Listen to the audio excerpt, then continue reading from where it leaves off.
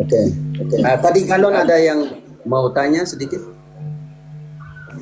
Iya, masalah ini apa di luar dari yang tadi itu roh dan jiwa itu di menurut Romo itu sama atau berbeda itu ya. Roh dan jiwa. Kemarin pernah nanya, cuman nggak tahu alasannya. Maksudnya cuman dibilang beda aja, cuman nggak tahu, nggak disebutin alasannya gitu loh. Oke. Konsep orang Yahudi, roh itu yang memberikan hidup kepada jiwa dan darah itu yang memberikan hidup kepada tubuh. Karena itu ketika orang Yahudi mempunyai konsep tentang mentalitas orang Yahudi tentang darah, bagi mereka darah itu yang memberikan hidup kepada tubuh. Dan ketika seseorang tidur, roh akan pergi dari tubuh. Ketika orang bangun, dia kembali lagi. Ini kita pakai konsepnya seperti itu. Jadi dari konsep orang Yahudi tentang roh dan jiwa ini, maka ada perbedaan atau tidak bagi orang Yahudi? Roh itu yang memberikan jiwa, hidup kepada jiwa.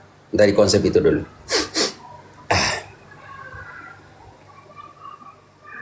Halo. Iya Romo. Dari konsep orang Yahudi tentang ini ada perbedaan atau tidak? Ada perbedaan. Perbedaan di mana? Di jiwa, roh yang memberi kehidupan pada jiwa. Pertanyaan saya, oke. Ketika kita diciptakan, kita dihembuskan apa? Dihembuskan roh ya. Kita harus bongkar kitab suci. Oke, Tauriel. Ini yang saya suka supaya engkau cari, jangan di Google. Cari, kitab suci omong apa? Oke, engkau bisa mengerti, oke? Iya, Oke, iya. sekarang Ya, kita bongkar. Oke. Kejadian 2 ayat 6 dan 7. Kejadian 2 ayat 6. Tetapi ada kabut naik ke atas dari bumi dan membasahi seluruh permukaan bumi itu. Ketika itulah Tuhan Allah membentuk manusia itu dari debu tanah dan menghembuskan nafas hidup ke dalam hidungnya. Demikianlah manusia itu menjadi makhluk yang hidup. Digunakan nefes. Oke, sekarang kita banding ke kitab suci. Di Indonesia diterjemahkan sebagai memberikan nafas hidup. Kita cari dulu bahasa lain. Oke? Begitu kah? Engkau baca tuh, makanya jangan baca sendiri ya. Galon. Nanti rusak kalau baca sendiri. Oke, sebentar dulu. Entonces Dios formó al hombre la tierra misma, sopló su nariz y le dio en su nariz le dio vida, así que el hombre convirtió en su viviente. Sekarang kita bongkar interlineal. Ini yang saya lihat jejak bagaimana engkau mengkomparasikan sebuah kebenaran tetapi ambilnya dari mana. Oke? Sekarang kita masuk ke interlineal. Apa di dalam kitab suci Protestan sendiri, situs Protestan omong tentang apa? Tentang itu. Genesis 2:6. Interlineal. Ini saya hanya mau ajar bagaimana fase yang harus kau jalani supaya mengerti sesuatu. Kalau tidak nanti kita main suka-suka begitu. Gitu, oke.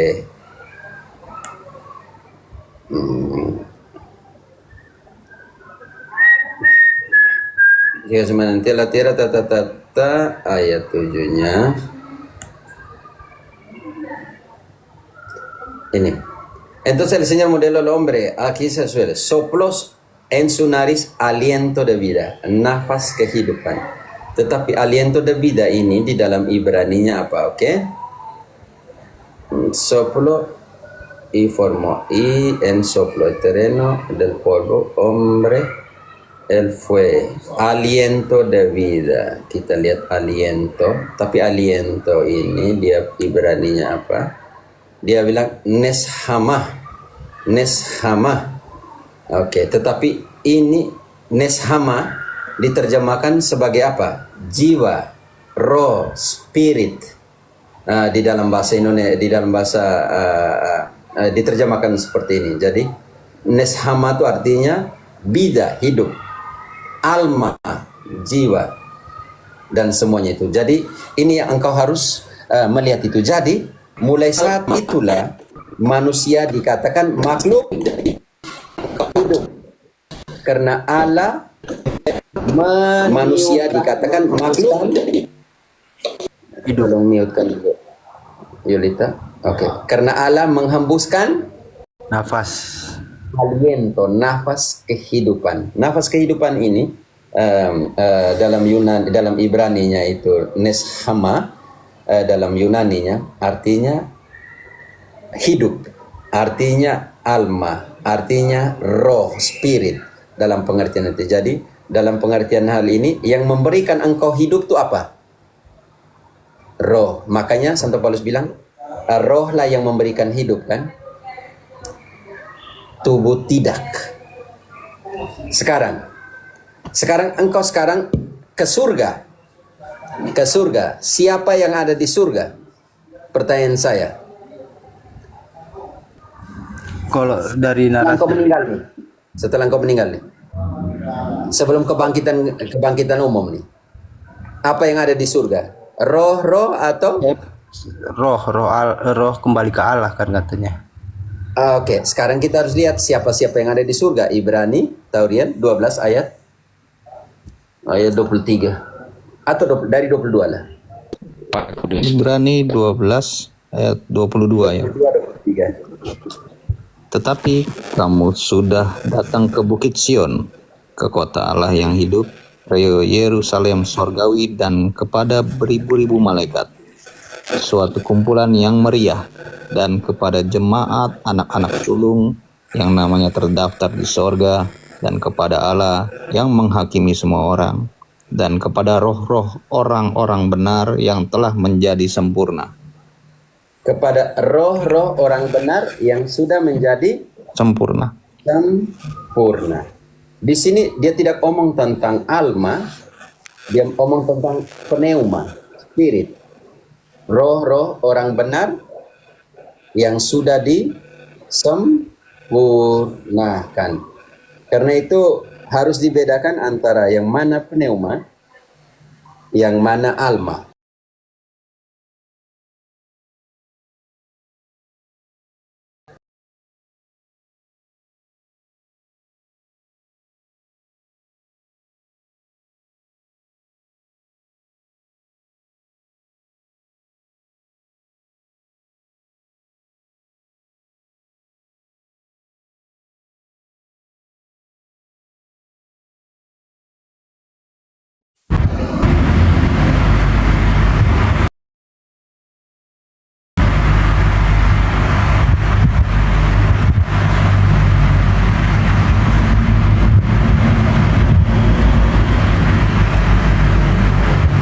Kenapa ini?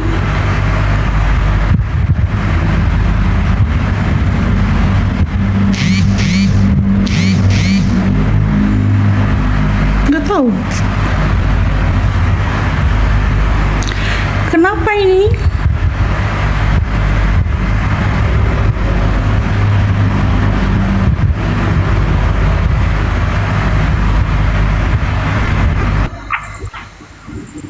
Ada apa nih Mbak? Kok rungkat? Nggak tahu. Nggak tahu. Tiba-tiba langsung ngeblank gitu. Waduh. Nah tuh layarnya aja sampai berinik-berinik warna-warni. Oh. Ayo naik lagi. Promo. Waduh.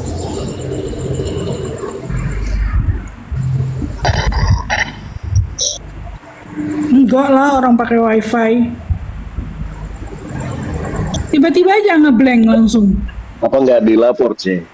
Mungkin dilapor kan? Nggak tahu, kalau kayak gitu-gitu aku nggak bisa lihat. Sis Yulita, teman-teman, Paman Pancrasius, saya izin turun dulu ya, harus tidurin anak nih, minta temenin tidur dia. Siap Paman Taurel. Hormat Ya. Paman Taurel, terima kasih. Ya, terima kasih kalau masih bisa sempat saya naik lagi nanti. Terima kasih ya Sama. semua. Salam hormat. Tuhan berkati. Amin. Waduh. Kalau di report ada notifikasinya biasanya cuy. Kok di report ya paman? Romo. Kurang tahu juga itu. Udah undang Romo. Itu tap-tapnya sudah 79.000 tuh soalnya. Nggak mungkin diungkap. Tapi menurut saya kalau di report itu masa ada pemberitahuan, rasanya nggak ada loh. Saya sering di report. Ada cek di notifikasinya, Masa? di notif. Iya. Oh. Pakai apa sih? Pakai wifi ya? Iya, ini pakai wifi. Pakai wifi. Iya, kadang wifi itu kadang dia langsung nggak bisa lancar terus, dia ngedrop sebentar baru hidup lagi. Iya, kadang-kadang bisa begitu. Minta Iya, diangkat jadi ya. nggak di report, nggak di report, nggak ada laporan kok itu, aman. Maaf, Romo. Kayaknya sinyalnya mau.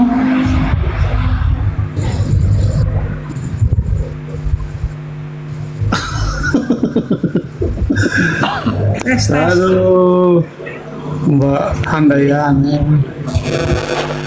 Itu Romo.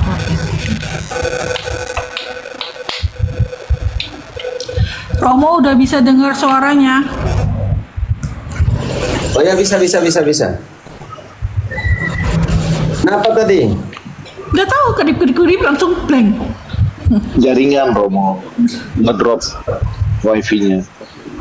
Oke, ya, oke. Ngedrop apa-apa. Galon masih ada di sini, jadi Masih. secara sederhana dibedakan antara kalau di Spanyol kita langsung tahu alma dan espiritu. Espiritu adalah bagian immaterial dari seseorang. Makanya engkau pernah belajar metafisika tidak ya? Nggak pernah, cuman sedikit-sedikit ya. tahu. Kalau sudah memahami metafisika, kita bisa memahami apa itu lebih gampang memahami. Eksamen Espiritu itu metafisika dengan itu. alma, roh dan jiwa dalam pengertian itu. Jadi roh lebih kepada bagian immaterial yang bukan materi dari seseorang manusia dalam pengertian ini. Itu kita bisa sandingkan ke Korintus. Yakobus membuat pembedaan antara roh dan tubuh ketika dia mengatakan tentang iman dan perbuatan. Contoh di dalam Yakobus 2 ayat 26. Contoh kecil ya, dalam Yakobus 2:26 contoh seperti itu. Jadi makanya tadi pertanyaanmu, filsafat itu penting sekali, ya sangat penting.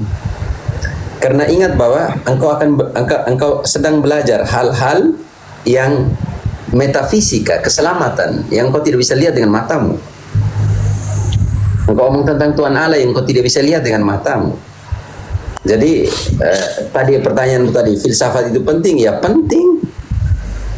Tidak tahu para pendeta dia mengalami fase filsafat di dalam hidup atau tidak, saya tidak mengerti di sana ya. Atau langsung ke kitab suci atau di dalam semuanya itu. Karena contoh paling kecil, Yakobus membedakan antara roh dan tubuh. Di dalam Yakobus 2 ayat 26, Yulita, contoh kecil.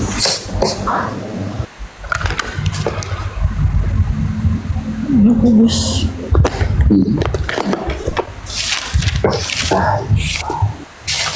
Yakobus 2 ayat 26 ya, Mo. Sebab sebagaimana tubuh tanpa roh mati, demikian juga iman tanpa perbuatan mati.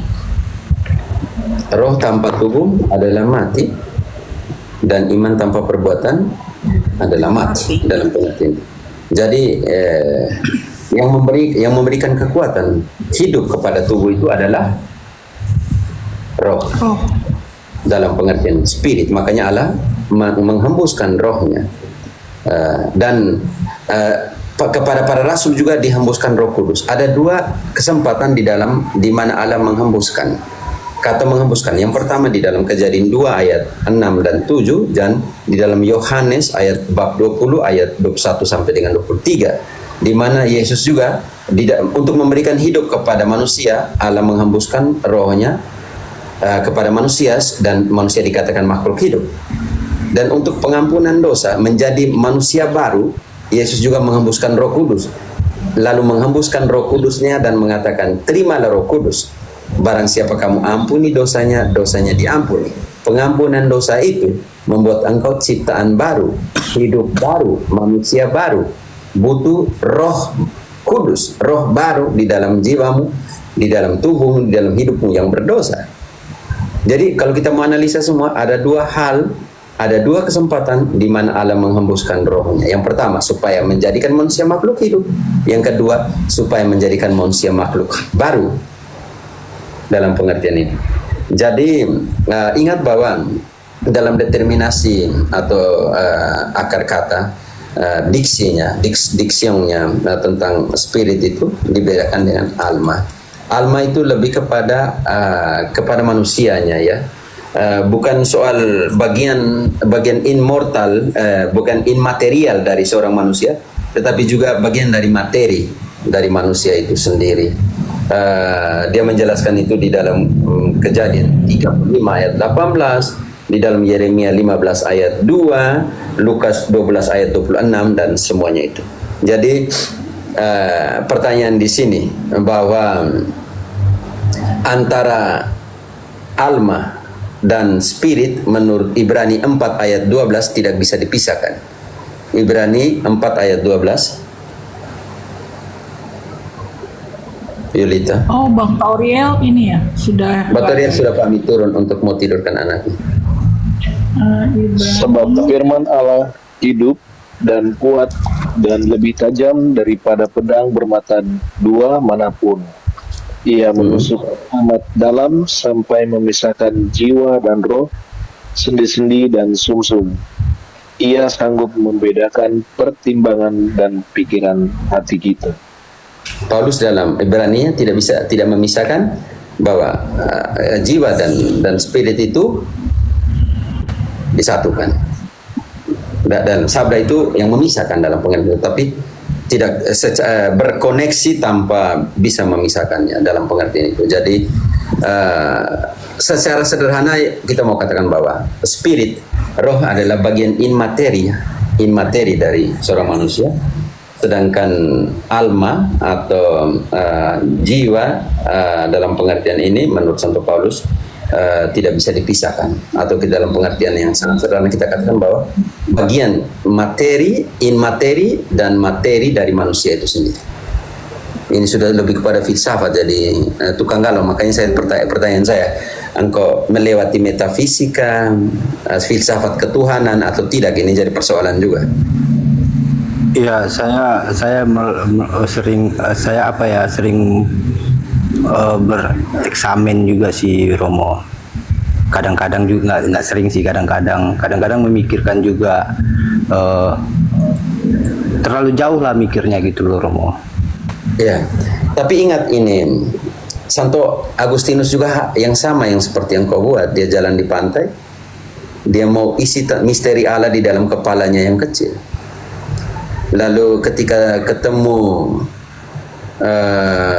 anak kecil yang buat lubang kecil di sungai, di pinggir pantai, dan pergi ke laut untuk isi air laut ke dalam lubang kecil itu. Lalu Santo Agustinus tanya, kau buat apa? Anak kecil itu bilang, saya mengisi semua samudera ini kepada lubang yang kecil ini. Agustinus bilang, itu tidak mungkin. Lalu anak kecil itu bilang begini, Agustinus, engkau juga sama. Engkau tidak bisa mengisi Allah yang besar di dalam kepalamu yang kecil. Tukang galon, engkau tidak bisa mengisi misteri Allah yang besar di dalam kepalamu yang kecil. Butuh iman. Ya, makanya timbul pertanyaan tadi kan Romo. Jadi artinya saya juga pernah dengar cerita itu Santo Ignatius. Apa ada Agustinus, ada korelasinya dengan cerita ini gitu. Makanya saya pertanyakan, apakah pernah gereja mengatakan membatasi jemaatnya untuk itu makanya ada korelasinya juga ke situ gitu. Tidak dibatasi. Di dalam katekismus 1285 dikatakan begini, sakramen krisma melengkapi sakramen inisiasi, dan sakramen krisma itu mewajibkan engkau untuk mewartakan imanmu dan membela imanmu. Tidak ada yang mengatakan itu. Hanya ketika engkau menginterpretasi dokumen gereja, menginterpretasi kitab suci, engkau harus didampingi. Iya betul betul. Kalau sekarang 1285, 1285. Halo? Itulah galon. Jadi belajar di mana orang yang mengajarkan kebenaran, belajar dari kitab suci, belajar dari tulisan-tulisan diilhami. Jangan lupa konsultasi dengan magisterium, dengan pastor proki setempat, dengan pastor-pastor yang kau kenal. sama kalau bisa diperkenankan terakhir satu lagi boleh. Kalau teman-teman lain tidak ada atau mau tambah, kalau tidak silakan. Om Katolik tadi mau tanya. Atau kita kasih galon. Iya, ini mau tanya sedikit tapi tentang yang kemarin hari Rabu ya. Soal apa? Mendoakan jiwa-jiwa orang meninggal. Kenapa? Nah, apakah Kristus sendiri tidak pernah memberikan contoh, memberikan teladan begitu? Iya, dia pergi ke kuburnya Lazarus. Oh iya, berarti betul kamu. Itu yang mau saya tanyakan. Dia tidak pergi ke kuburnya Lazarus kan? Iya. Dan dia bilang orang yang percaya kepadaku di dalam adil itu Yohanes 11 ya. Di dalam Yohanes 11 ayat 25 dia omong apa Yulita? Dia tidak pergi mengunjungi janda miskin yang meninggal anaknya. Kan sudah mati. Kenapa dia pergi kunjung kuburnya Lazarus kalau dia sudah mati? Sudah 4 hari lagi.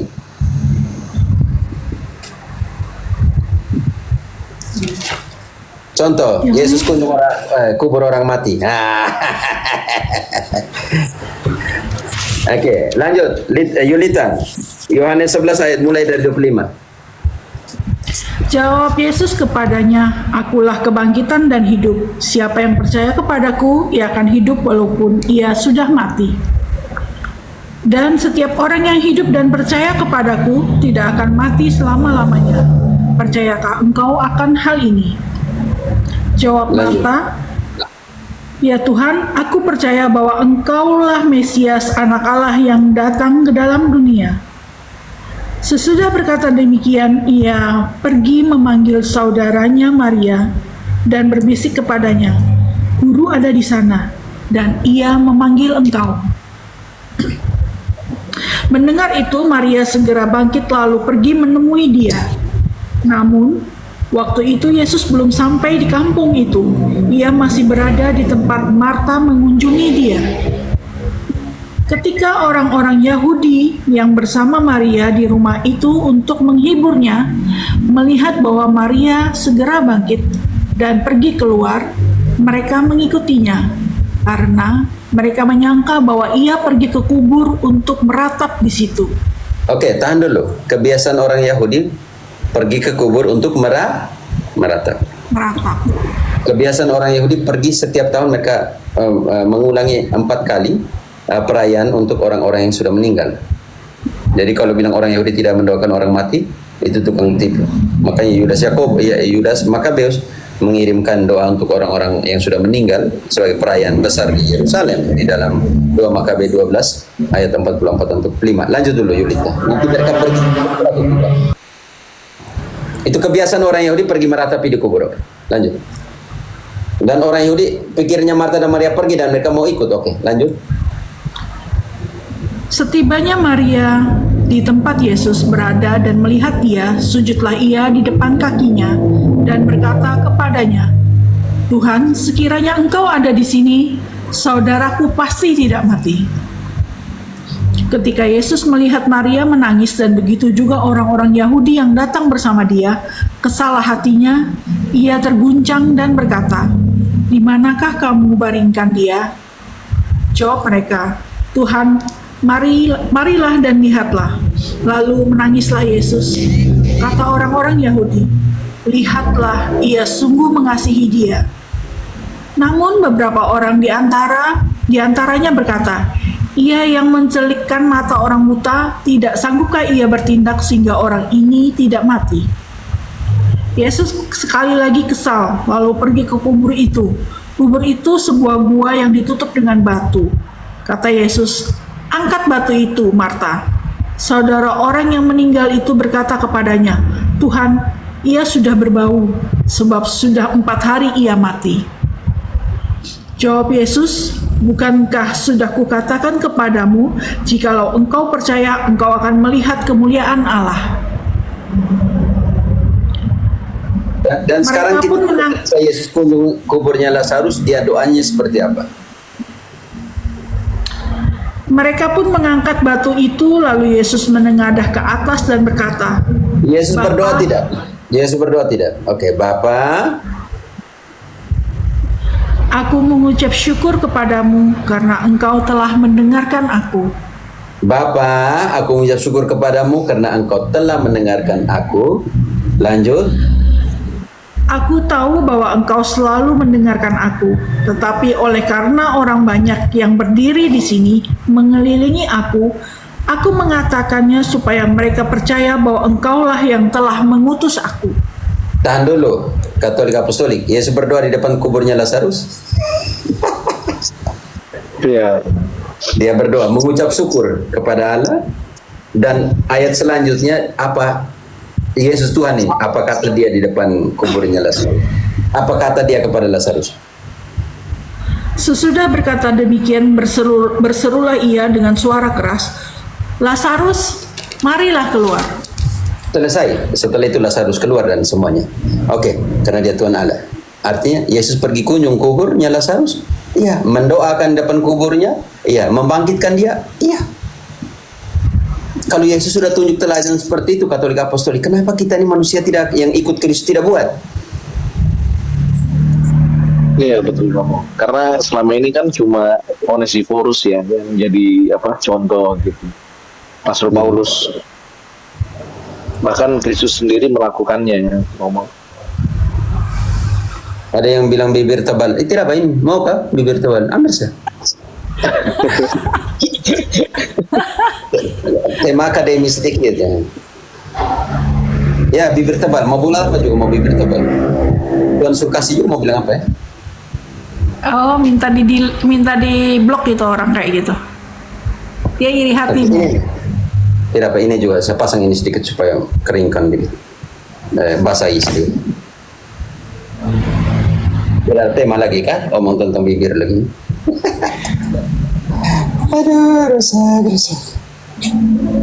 Cowok aja bisa ini sama Romo. Yang dilihat bibir. Dia laki-laki loh, Mo. Masa ngelihat ke bibir cowok. Memang lo ini ada lain memang. Jangan sampai ini nih, jangan sampai begini. Belok. Udah aku blokir. Maaf ya, jangan tersinggung. Engkau jangan tersinggung nggak? Kayak bibir juga harus dilihat dalam live ini susah juga. Cuma Udah aku blok. argumen saja itu Romo. Mereka minum. Bisanya Iya, komen Sekali tidak mereka kurang ajar sekali itu manusia apa binatang itu. santai saya tahu panggilan. Bibir juga kasih bibir. Oh, kasih bibir. Oh. Kurang ajar sekali dia itu. Santai saja. Oke, tidak terpenting. Eva, apa kabar Eva? Anak Manado. Nanti bilang kumis lagi belum cukur lagi ya, rusak nanti. Untung nggak ada Kahandayani. Kalau ada Kahandayani langsung di sliding. Oh ya, pemain bola Handayani kah? Iya. Dia fans Mbappe. Romo, Iya Galon. boleh masih ada yang mau bertanya lagi atau Tanya saja, tidak apa. Di sini ada. Nabi 31. Nabi 31 nanti sebentar. Dia tukang jaga room. Tidak usah cem. Oke. Tadi Kamu duduk di saya. tadi sebenarnya yang penjelasan itu tadi saya agak sedikit ada yang mau ditanya juga sih yang masalah roh dan jiwa tadi. Cuman yang lain aja lah gitu, takutnya jadi malah panjang nanti takutnya Romo. Ya, karena dari tadi engkau sendiri, kesian yang lain juga, oke? Iya. Nanti Nah, lain kali. Oke, santai. satu aja terakhir ya Romo ya. Ya, ya. Eh, kalau saya pernah dengar pengajaran Santo Ignatius yang katanya menemukan Tuhan dalam segala hal itu. Ignatius yang siapa punya? Ignatius Antioquia, Bukan Ignatius Loyola. Loyola. Nah, jadi bagaimana caranya kita menemukan Tuhan dalam segala hal dan apa bedanya itu dengan panteisme? Dia omong tentang karya ciptaan ya. Dia ambil dari kalau tidak salah Mazmur 138 ya. Tentang Mazmur 38 ya. Mazmur berapa? 150 tidak 138. Coba 138 Yulita. Dia bukan omong tentang panteisme, omong tentang ciptaan. Semua adalah ciptaannya Tuhan. Dan semua ciptaan itu harus mengenali siapa penciptanya. Coba 135, 138 dia omong tentang apa? Ayat berapa mau Mazmurnya? Mulai dari 1. Nyanyian syukur atas pertolongan Tuhan. Coba daya satunya. Silakan Om Katolik.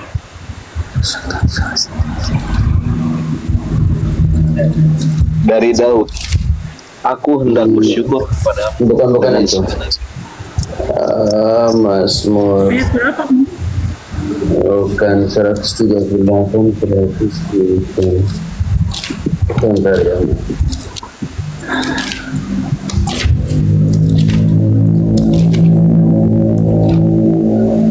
Alaba al Señor.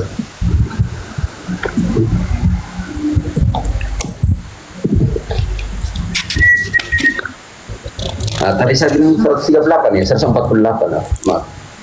138 atau mana? 48. Tadi saya bilang 138, 148 lupa sudah tua nih.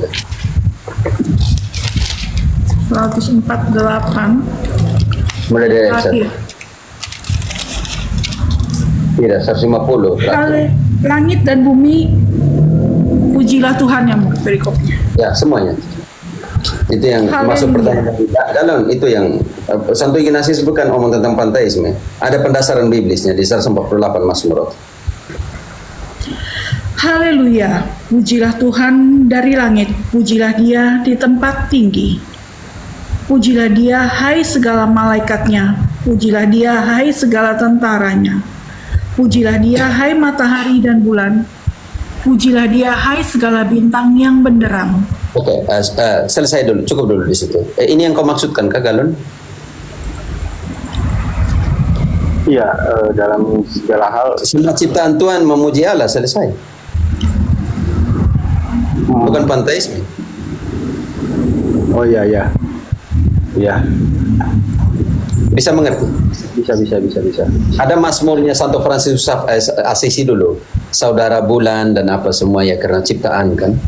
Tapi tidak masuk dengan panteisme, oke? Oke, siap. Dari semua ciptaan memuji Allah. Itu Mazmur itu bagus sekali. Tadi saya bilang 138, 148 lupa lagi. Ya. Oke. Mantap. Terima kasih ya, Romo ya. Ya santai ya, Galon. Kadang berjuanglah untuk mengerti yang Mohon benar. maaf, tadi agak Dengan panas. orang yang benar, belajar dengan dokumen yang benar supaya jangan kamu dibawa oleh angin-angin doktrin yang Santo Paulus sudah menekankan itu. Hati-hati dengan tiupan angin-angin doktrin yang lain. Ya, kalau masalah pengajaran pasti saya selalu nanyanya ke Romo, nggak ke yang lain. Pasti selalu nanya ke Romo. Banyak awam Katolik yang bagus juga penjelasan mereka, oke? Jangan kau lupa mereka. Jangan percaya yang kau tidak. Banyak awam Katolik yang hebat. Oke. Terima kasih ya Romo ya, terima kasih Oh, semua. mantap. Ya, sampai ketemu lagi ya. Sampai. Mantap. Sampai. Oke, siapa lagi yang mau bertanya? Aduh, jangan kau kasih anak satu ini, rusak nanti rumah. Jadi kita turunkan. Kenapa Romo Romo. sama Nabi 31? Satu aja satu pertanyaan. Ya. Satu aja. Ya. Romo, kita kan Halo. ada beda kita sama bidat Protestantisme itu kan persoalan free will kan, gitu. Nah, pertanyaannya begini, free will itu datang ke kita bersama kita, ataupun kehendak bebas itu bersama kita melalui tiupan jiwa pada saat penciptaan, atau dia bersama pada saat pembuahan di dalam rahim ibu. Romo. Betul. Oke. Iya. Nah, ada dua aspek situ kalau kita mulai ngomong tentang sejak pembuahan. Oke. Dokumen gereja mengatakan bahwa relasi antara laki-laki dan perempuan terbuka untuk kelahiran anak, kelahiran manusia. Oke. Dan yang kedua, pertanyaan saya, siapa yang memutuskan? Karena ya Allah. Oke, dalam pengertian itu. Oke. Sekarang kita masuk ke aspek manusianya. Anak itu memilih orang tuanya atau orang tua memilih anaknya? Atau laki-laki dan perempuan yang berhubungan itu memilih terbuka kepada kelahiran, atau anak yang benih mereka memilih siapa bapaknya, siapa mamanya? Yang pertama, Romo. Yang pertama, yang berelasi itu laki-laki dan perempuan itu harus bertanggung jawab terhadap konsekuensi. Bisa mengerti?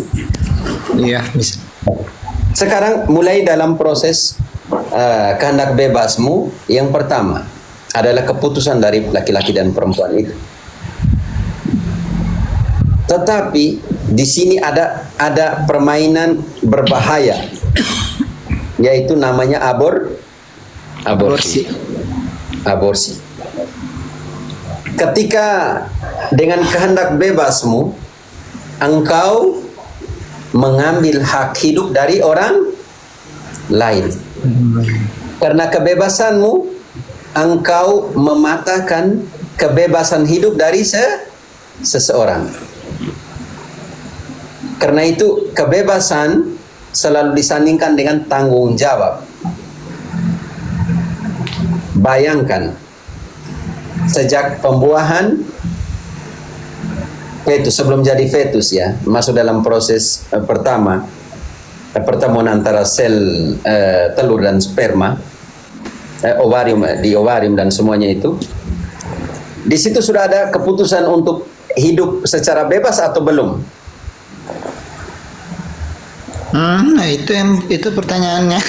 Sebenarnya spesifiknya ke sana, Romo. Oke. Ya, sekarang pertanyaan langsung ke fetus. Fetus itu punya kebebasan hidup atau tidak pertama? Belum. Oke, dalam pengertian ketergantungan kepada ibunya. Tetapi Iya. dia punya kebebasan untuk hidup atau tidak? Bebas untuk hidup atau tidak? Punya. Makanya dari situ dia sudah punya kebebasan. Tetapi kebebasan dia dihadapkan dengan kebebasan dari orang lain. Pada saat itu kehendak Allah bermain gak di situ, Romo? Ya, karena itu gereja mengatakan sejak dalam pertemuan antara sel sperma dan sel telur itu, disitulah hidup mulai. Oh, berarti kehendak free will berada pada saat itu. Mulai saat itu. Ingat, kalau kita bulan ke-6, contoh kita langsung pakai kitab suci. Yohanes melonjak kegirangan di dalam rahim Elizabeth. Iya. Iya. Lukas berapa itu? Elizabeth paksa supaya Yohanes melonjak kegirangan? Tidak. Tidak. Jadi kehendak bebas sudah ada dari dalam ya. Iya, benar. Contoh tanya ya, Pio, engkau pernah tanya kepada ibu-ibu hamil, sering nggak anak-anak bergerak di dalam rahimnya? Sering Bayi. karena itu. Aku di Lalu bagian- mamanya larang, lu jangan gerak sini, atau dia gerak suka-suka di dalamnya? gerak suka-suka dia. Ya gerak suka-suka dia, berarti kita pakai analisa itu aja. Oh ya ternyata sudah bebas ya sebenarnya. Kadang tendang perut ibunya kan Yulita? Iya, Mo. Oke, jadi inilah ketika kebebasanmu memutuskan berhadapan dengan kebebasan orang lain untuk hidup. Yang lucunya, yang mendeklarasikan aborsi adalah mereka yang sudah lahir dan hidup, dan memutuskan supaya orang lain jangan hidup. Orang yang memutuskan, DPR dan lain sebagainya, untuk aborsi adalah mereka yang sudah hidup, lalu memutuskan hidup bagi orang yang belum hidup, maksudnya belum keluar ke muka bumi ini. Itu kan bagi saya sebuah paradoks dalam kehidupan. Mereka yang hidup memutuskan supaya orang lain jangan hidup.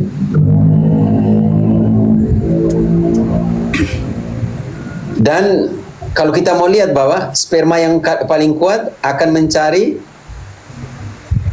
sel telur yang paling kuat. Di situ juga ada perjuangan untuk free will mereka ya. Yang kuat ini akan ketemu dengan yang kuat. Coba engkau tanya, jangan tanya saya, harus tanya dokter lah, dokter kandungan gitu.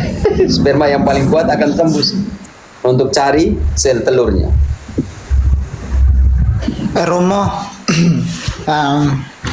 Ini belum masuk, ini masih dalam konsep kandungan. Oke, lanjut. Silakan, pancing dulu. Pengembangan dari itu, kayak kata Santo Thomas Aquinas kan seperti ini. Santo Thomas Aquinas kan memperhitungkan waktu kan, gitu. Jadi sudah ada kehidupan pada saat kalau berapa hari, itu kalau Santo Thomas Aquinas. 90 lagi 45. Nah itu. Ada penentuan. Jadi Santo Thomas Aquinas menghitung hari. Nah, bagaimana pandangan Gereja Katolik terhadap tentang kehidupan di rahim, begitu? Ya, gereja sudah mengatakan bahwa sejak begini, ketika laki-laki dan perempuan melakukan hubungan itu terbuka untuk kelahiran bayi. Artinya sejak saat itu yang mereka melakukan.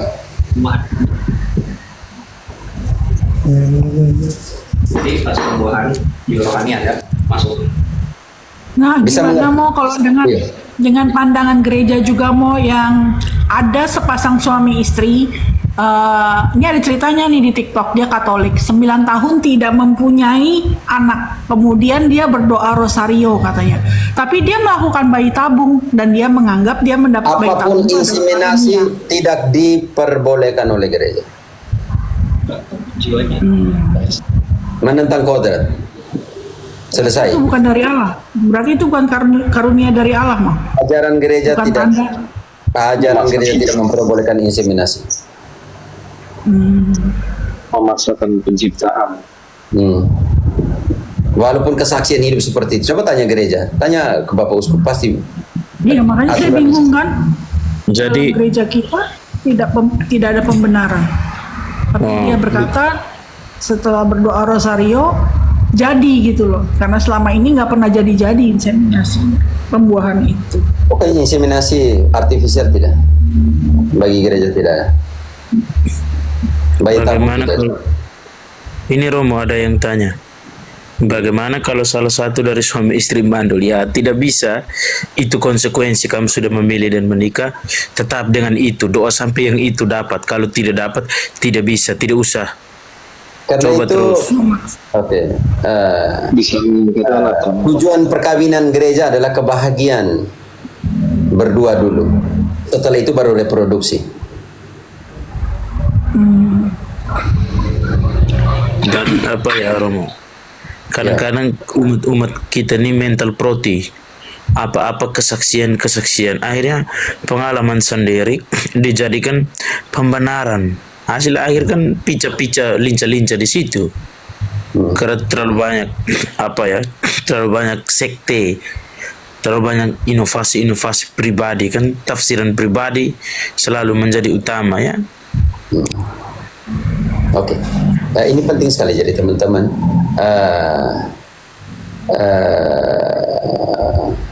Pio, Thomas Aquinas, Bapak gereja beromong itu, tetapi harus kembali kepada primus inter pares yang ngomong, oke? Betul. Yes. Tidak diterima Santo Thomas Aquinas, walaupun aku Thomistik, aku tidak sepakat dengan dia. Ya, walau ya Thomistik ya, dia punya 5 cara untuk membuktikan Tuhan dan semuanya. Iya. Tapi kalau dia omong tentang ini, primus inter pares harus omong ya. Iya, Ironi betul. mau tidak dia tidak protes terhadap Damasus tentang kitab suci, tapi ketika hasil konsili dia tidak omong banyak lagi. Iya. Iya. Dia mau protes sebelum konsili urusan dia, tapi masuk dalam konsili protes tetap, tapi keputusan Damasus 1 bilang, kau terjemahkan Vulgata, dia tidak omong banyak lagi. Iya. Kalau tidak punya anak tambah suami. Ini Halo? parah ini. Ini begini, ini kok komen dulu Tritunggal bilang, kalau tidak ada punya suami tambah istri tambah suami ini gimana? Ya, kalau kurang penghasilan juga boleh tambah suami ya Tritunggal. Dicarikan teman buat bantuin gitu. Handayani yang kau dengar baik-baik itu, Handayani. Engkau pun pertanyaan ini berbahaya sekali ya. Oh ya, panggilan teman-teman. Oke, ingat bahwa anak-anak tidak memilih orang tuanya. Karena itu ketika kalian sudah memilih, apapun jangan pernah bilang ini kesalahan. Kesalahan pesta semalam. Kesalahan ini alkohol, jangan. Jangan kau pakai pembenaran seperti itu. Makanya kebebasanmu harus disandingkan dengan tanggung jawabmu. Ini etika tanggung jawab, etika hati. Ngomong kalau misalnya tidak punya anak bisa mengangkat anak kan? Bisa Sangat bisa. Santo Yosef saja kamu ditunjuk teladan yang paling baik kamu nih. Anak yang akan dilahirkan itu, bukan kau punya. Oke. Contoh paling nyata kan? Santo Yosef itu pelindung tukang kayu ya Mo? Ya, pelindung tukang kayu, pekerja, pelindung para suami, Pelindung keluarga kudus. pelindung keluarga, pelindung gereja juga. Seperti dia menjaga keluarga Nazaret, dia mengantar ke Mesir pulang kembali, mencari yang hilang, Yesus ketika hilang. Bersama dengan Maria mereka pergi mencari, kembali ke Nazaret, ke Yerusalem untuk mencari, dan tidak pernah satu kata pun yang keluar dari Santo Yosef. Engkau bongkar semua kitab suci sampai pantat-pantat bengkok itu tidak ada kata Santo Yosef dalam kitab suci mengatakan tidak. Dia hanya setia, ikut, taat. Ya, itulah kitab suci yang memang tidak menulis semua dalam arti tertentu tidak lengkap kan. Yohanes 20:25 bilang apa? Masih banyak yang dilakukan Yesus, tapi kalau tulis satu-satu tidak muat, berarti tidak lengkap. Tidak semua ditulis. Sola Scriptura juga gugur di sini. Gugur sekali itu. Ini Luther pelindung para bidat kalian ini. Pancing, jangan pancing lah. Di sini ada pakar Nabi ke-31, kamu jangan pancing dia nanti. Ada 1-2 kata Nabi, kutipan dari Luther, kutipan dari Zwingli, Calvin. Aku itu pada saat itu aja Romo, pada saat bidat sama bidat bertengkar kan, contohnya Luther sama Zwingli bertengkar kan, Luther itu menurutku itu penyesalan sih. Lebih baik aku minum darah bersama para paus daripada minum anggur kosong bersama bidat Zwingli. Mampus kalian semua. Jadi dia bertengkar dengan Zwingli, Luther bertengkar dengan Zwingli tentang Ekaristi. Pokoknya lucu, aneh-aneh mereka. Yang lucunya sebenarnya Tuhan Yesus suruh para rasul, pergilah ke seluruh dunia dan pergi bagi kitab suci. Bagilah kitab suci kepada semua orang. Tapi Romo begini, aku baca di table talknya si Martin Luther kan, beberapa table talk itu, aku jadi paham kenapa para bidat Protestantisme itu salah satunya bilang bercabutlah 1000 kali sehari. Salah satunya di table talknya. betul. Dan juga begini, dan juga Martin Luther melarang Protestantisme itu untuk pintar. Kalian jangan pintar Protestantisme, weh. Jangan Dia kalian bilang itu akal budi dipinggirkan. itu musuh Bodoh. dari iman. Akal budi itu musuh dari iman. Nah itu. Makanya pendeta tidak mau belajar filsafat karena itu. Nah. Keren nih, Iya, keren baca table talk-nya. Ya Nonen, silakan. Ya tadi ya sampaikan Martin Luther itu tidak akan pernah untuk melakukan ekaristi sebab dia telah melanggar kaulnya itu. Gitu Romo. Oke. Tapi masih mending Martin Luther masih ada konsubstansiasinya. Tuhan Yesus masih hadir walaupun tidak berupa, tidak realis presensia kan. Gitu. Ya. Tapi masih hadir di situ. Substansia itu seperti lagu Indonesia. Kau pergi dan datang sesuka hatimu. Ya, itu konsubstansia. Ya Tuhan datang dan sekali dia pergi.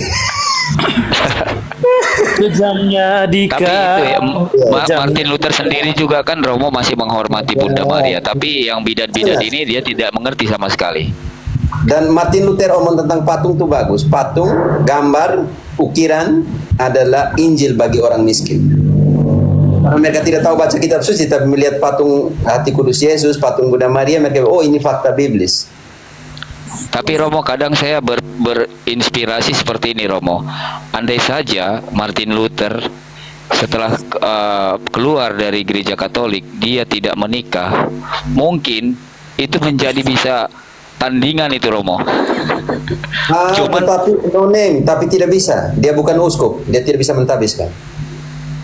artinya begini Romo, artinya dalam posisi dia keluar dari gereja Katolik pun kan dia melakukan reformasi seperti itu. Andai saja mungkin keburukannya di sana itu dia kan menikah nih, menikah dan melanggar tahbisannya kan. Andai saja dia mungkin dia tidak menikah, mungkin sampai seumur hidupnya, mungkin pasti tidak seperti ini Protestan ini nggak mungkin. Tapi tidak ada pendeta suami istri juga. Ya setidaknya kalau dia tidak menikah, mungkin umat bidat ini tambah banyak. Jadi saingan ini, jadi tandingan ini. Gitu Romo. Ini hanya inspirasi ya Romo ya. Boleh kan? Saya bisa mengerti ya. Boleh bisa terjadi gitu loh. Bisa analisanya ke sana. Santai sih. Romo, aku mau bertanya nih tentang kristologi, tentang Trinitas. Betul kan? Begini, Roh Kudus, ini terkait Roh Kudus. Dalam Perjanjian Lama, Roh Kudus sudah ada belum, Romo? Ada. Engkau baca sendiri. Di mana itu? Yesaya 48 ayat mulai dari 12. Yesaya 48.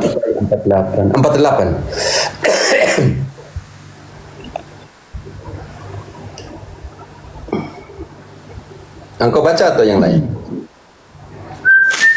Kak Yulita kalau udah ada silahkan Kak. Yang dapat duluan silakan. Yesaya 48. 48. Mulai dari 12. 46, 47, 48.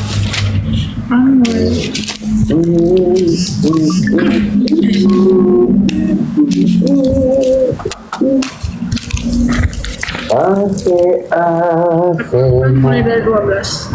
Dengarkanlah aku, hai Yakub, dan engkau Israel yang kupanggil. Akulah yang tetap sama, akulah yang terdahulu, akulah juga yang kemudian.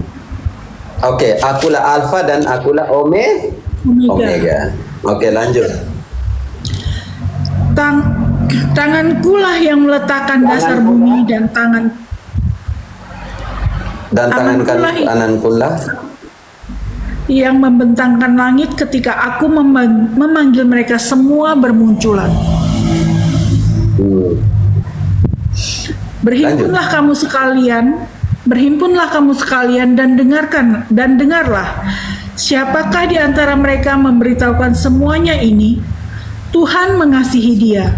Dialah yang melaksanakan kehendak Tuhan terhadap Babel dan menunjukkan kekuatan tangannya kepada Kasdim. Akulah yang mengatakan dan yang memanggil dia juga. Akulah yang mendatangkan dia dan segala upaya akan berhasil. Mendekatlah kepadaku, dengarlah ini. Dari dulu tidak pernah aku berbicara dengan rahasia, dan pada waktu hal terjadi, aku ada di situ. Mengutus aku dengan roh. Sekarang Tuhan Allah mengutus aku dengan rohnya. Garis bawah di situ ada Roh Kudus. Jadi garis bawah penting itu. Jangan loncat-loncat. Baca kembali 16-17-nya tuh. Mendekatlah kepadaku, dengarlah ini. Dari dulu tidak pernah aku berbicara dengan rahasia, dan pada waktu hal itu terjadi, aku ada di situ. Sekarang Tuhan Allah mengutus aku dengan rohnya. Selesai. Tritunggal Maha Kudus. Sekarang Allah mengutus aku dengan rohnya. Mau bilang kalau Yesaya tidak ngomong tentang Tritunggal Maha Kudus? Nah itu. Nah kemudian kita lompat ke perjanjian baru. Bagaimana eksistensi Roh Kudus dan Firman ini? Bagaimana mereka bisa eksis secara bersamaan, Romo? Atau bagaimana ini mungkin namanya kesatuan dalam aksi. Kalau tidak salah ya. Kesatuan dalam aksi. Bisa mengerti tidak? Kesatuan dalam aksi. Kesatuan dalam aksi. Pio, Ya. kesatuan dalam aksi. Bisa mengerti? Dalam penciptaan, dalam enkarnasi, kesatuan dalam aksi dalam enkarnasi. Yohanes 3 ayat 16. Yohanes 3 ayat 16. Karena begitu besar kasih Allah. Yang itu tuh. Karena begitu besar kasih Allah akan dunia ini sehingga ia telah mengaruniakan anaknya yang tunggal supaya setiap orang yang percaya kepadanya tidak binasa melainkan beroleh hidup yang kekal. Amin. Haleluya, saudara. Kesatuan dalam aksi. Oke, Lukas 1:35. Lukas 1:35. 35. Jawab malaikat itu kepadanya, Roh Kudus akan turun atasmu dan kuasa Allah yang maha tinggi akan menaungi Ada berapa engkau. di situ? Kesatuan dalam enkarnasi, aksi dalam enkarnasi. Roh Kudus akan turun atasmu dan kuasanya siapa? Allah yang maha tinggi. Maha tinggi akan menaungi engkau dan anak yang engkau Anak yang lahirkan itu kudus. akan disebut. Akan Ada disebut berapa kesatuan tiga. aksi dari mana? Roh Kudus akan menaungi engkau. Satu. Kuasa Allah akan tinggal atasmu. Anak yang engkau lahirkan itu akan disebut kudus, anak Allah. Tritunggal Maha Kudus. Betul. Namanya dalam enkarnasi, kesatuan aksi di dalam enkarnasi. Belum kucatat ini. Bentar. Selalu kerja sama-sama. Contoh, di dalam penghapusan dosa, Yohanes 20 ayat 21 23, ada kehadiran Tritunggal Maha Kudus di dalam pembaruan hidup, penghapusan dosa, otoritas pengampunan dosa atau tidak?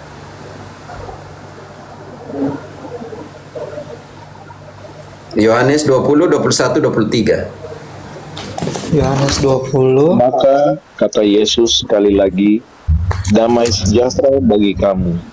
Sama seperti Bapa mengutus aku. Tahan demikian Katolik juga- Apostolik. Yang pertama, pribadi pertama. Sama seperti Bapa mengutus aku. Pribadi kedua, lanjut. Demikian juga sekarang aku mengutus kamu.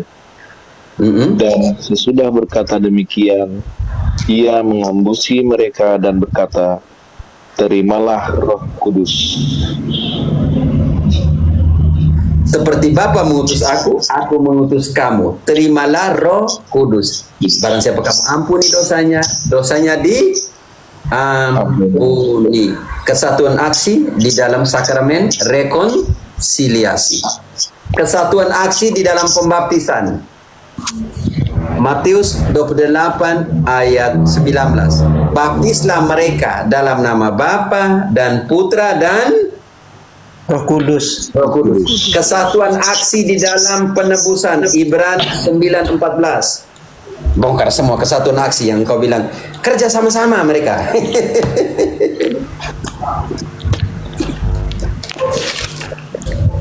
Ibrani 9:14. Romo izin Yuk. saya mau turun dulu sebentar, buat paman-paman yang lain. Salve, ada tamu sebentar. Izin Oke, Pak, izin Romo. Yuk. Oke, mantap. Ya. Oke. Ibrani 9:14. Terlebih lagi darah Kristus yang melalui roh yang kekal telah mempersembahkan dirinya sendiri kepada Allah sebagai persembahan yang tidak bercacat. Apa saya tidak lihat kan? Tidak dengar kesatuan aksi dalam Roh Kudus, Tritunggal Maha Kudus itu dalam penebusan. Baca pelan-pelan Yulita. Baca kembali.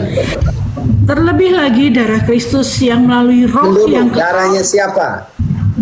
Darah Kristus Lalu yang melalui roh yang kekal, melalui roh R kecil atau besar? R besar, Roh Kudus. Kepada siapa dipersembahkan? mempersembahkan dirinya sendiri Kepada Allah. kepada Allah. Baca yang ayat yang ada di dalam. Mempersembahkan diri sendiri kepada siapa? Allah. Pada Allah sebagai persembahan yang tidak bercacat. Selesai. Penebusan, kehadiran, kesatuan aksi dari Tritunggal Maha Kudus. Maha Kudus. Penyelamatan, Efesus 1:13. Siapa yang baca ini? Nabi 31. Efesus. Aku nulis. Satu. Om Katolik. Di dalam Dia kamu juga, karena kamu telah mendengar firman kebenaran, yaitu Injil keselamatanmu. Di dalam Dia kamu juga, ketika kamu percaya, dimeteraikan dengan Roh Kudus yang dijanjikannya itu.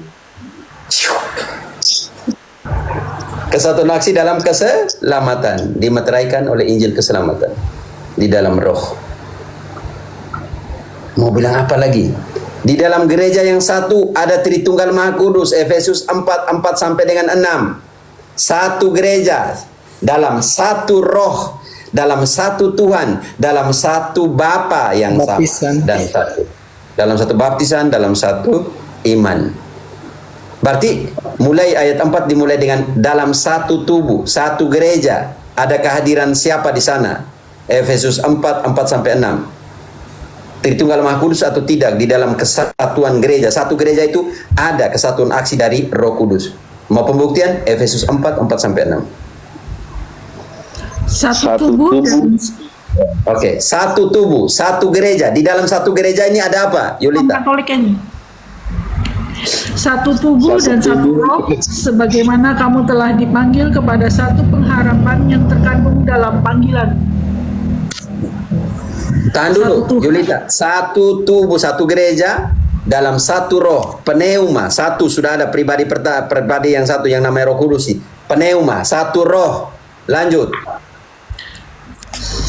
Satu Tuhan, satu iman, Satu Tuhan, Kyrios, Yesus. Lanjut. satu iman, satu baptisan.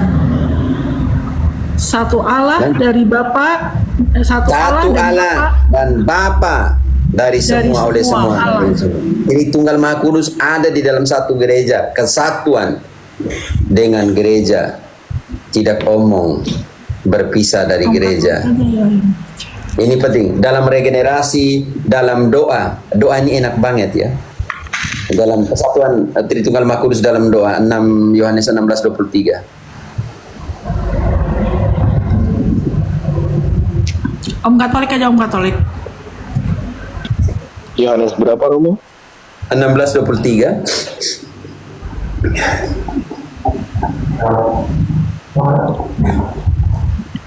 Yohanes 16.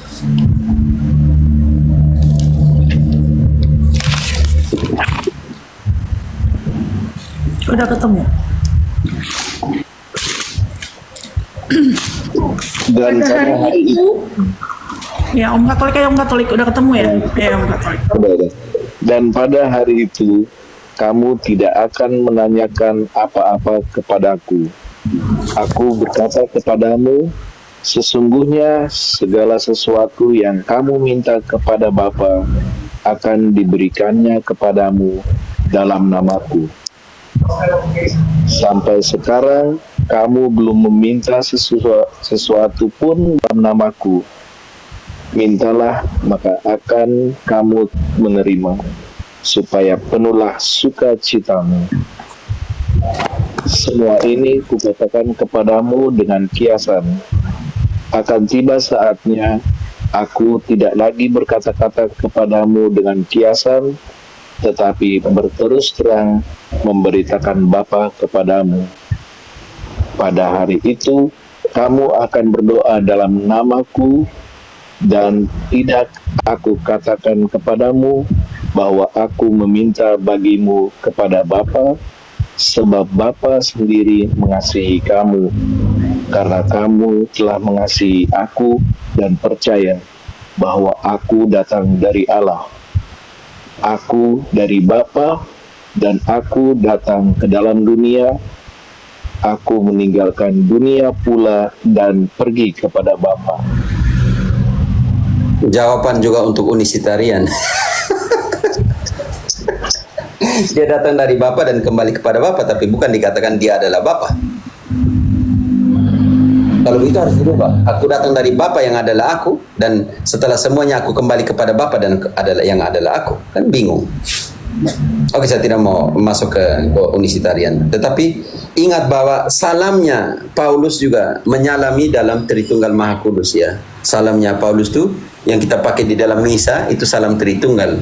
Di dalam 2 Korintus 13 ayat 13, Paulus menggunakan salam Tritunggal Maha Kudus. Hebat banget loh Paulus. 2 Korintus berapa, Romo? 13. 2 Korintus 13.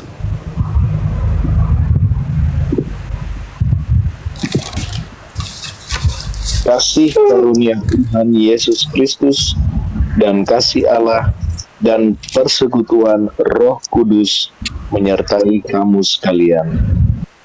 Kita selalu pakai di dalam misa kan? Kasih karunia dari Allah Bapa, dalam persekutuan dengan Roh Kudus, selalu beserta kita. Itu salamnya Paulus, salam Tritunggal Maha Kudus. Hebat banget ya Paulus. Dibaca kembali itu, tolong. Kasih karunia Tuhan Yesus Kristus dan kasih Allah dan persekutuan Roh Kudus menyertai kamu sekalian. Domba haram yang tersesat Romo Cafe sama Romo Patris Allegro bilang santai saja, tidak apa tuh. Saya tidak tersinggung dengan orang-orang bodoh. Oke, bisa mengerti Pio? Kesatuan aksi dalam doa, dalam salam, dalam regenerasi, di dalam rekonsiliasi, sakramen rekonsiliasi, di dalam penciptaan, di dalam inkarnasi, di dalam penebusan, di dalam keselamatan, di dalam kesatuan gereja, semua kesatuan aksi Tritunggal Maha Kudus.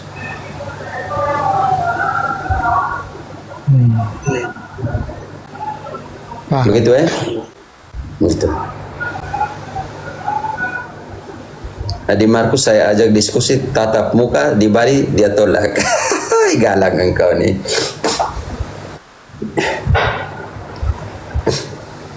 Oke Galang, selamat. Salve pastor, salve semua.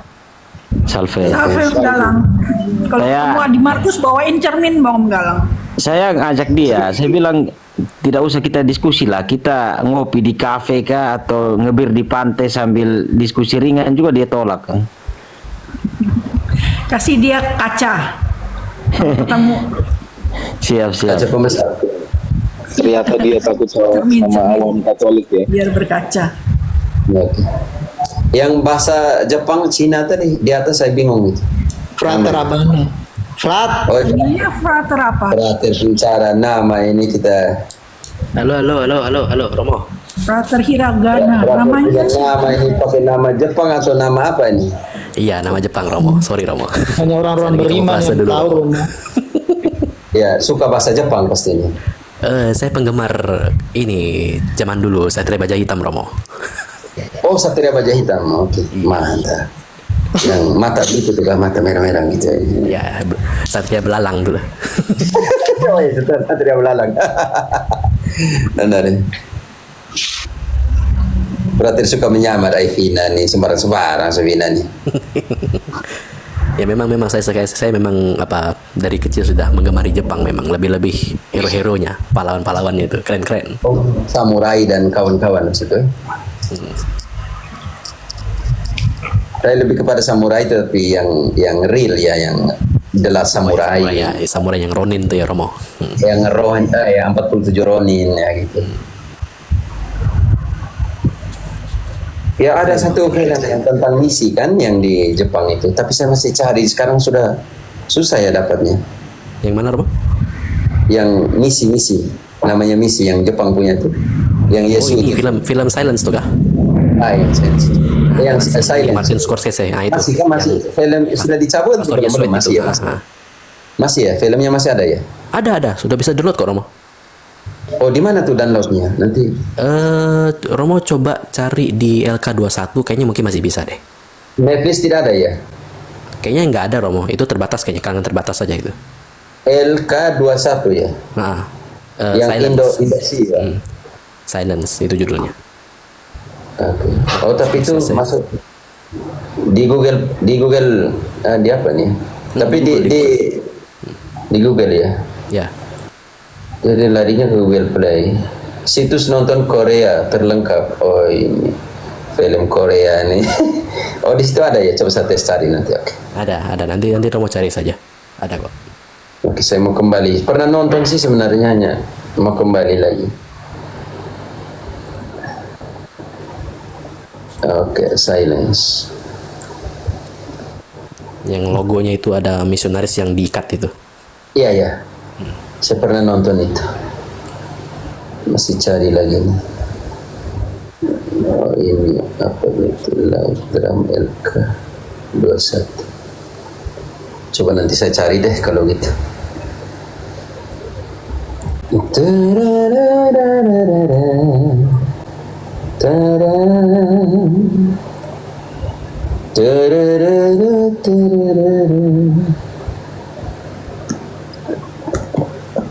Silence.